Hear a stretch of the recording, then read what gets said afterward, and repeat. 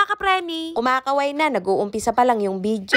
Samantalang ako kapreni, uma-acting pa na kunyari, hindi ko alam na may camera. Hapon na nito mga kapreni at kakauwi lang ni Kuya Ken galing eskwelahan. At kumaway na naman mga kapreni. Kakatapos ko lang kausapin si Daddy Chester at sabi niya magmerienda daw kami. Tumingin ako sa rep at nakita ko tong french fries at inamoy ko pa nga.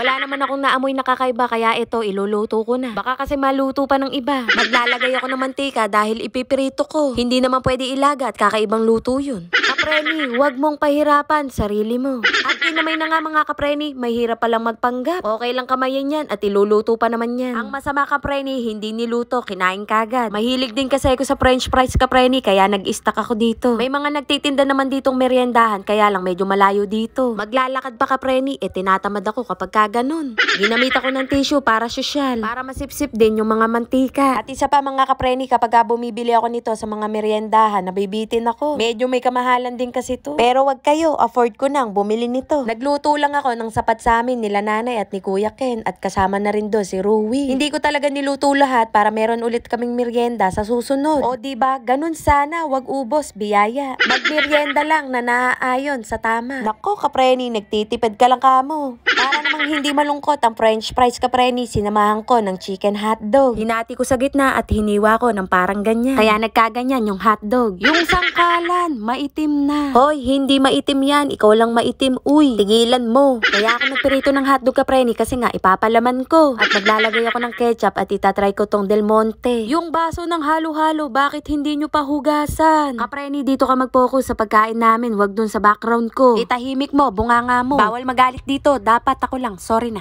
Eto na nga kapreni, kaya ginanito ko yung hotdog kasi ganito gagawin ko. Medyo nahihirapan kasi ako kapag pinalaman ko sa ganito yung hotdog. Wag nyo akong gagayahin, sigurado walang mali sa gagawin nyo at wala ring tama. Kapreni, bitin kapag dalawang slice dapat 3. Kung mapapansin yung mga kapreni, puro tinapay na lang yung binablog ko kasi nga mahilig ako sa tinapay. Meron bang madalas kumain ng tinapay na hindi mahilig, di ba?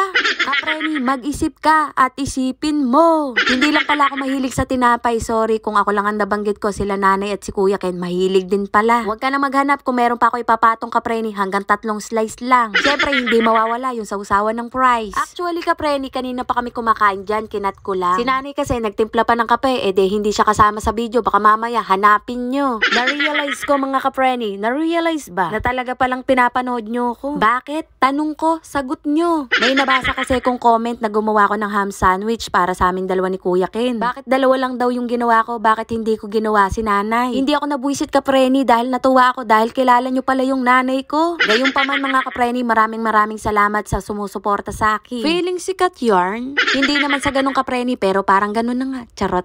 Nakakatuwa nga rin mga kapreni kapag sinasabi nyong oo, wala talagang kwenta yung vlog mo pero sinesearch ko, pinapanood ko pa rin, hindi ko alam kapreni. Basta natutuwa ako sa mga vlogs mo. O diba, ganun sana. Tingnan nyo naman si Ruichi mga kapreni, napaka-sweet. Manang-mana talaga siya sa daddy niya, napaka-sweet din. Daddy Chester, baka naman, miss ko na yarn. Maraming salamat sa mga nanood. Bye mga kapreni.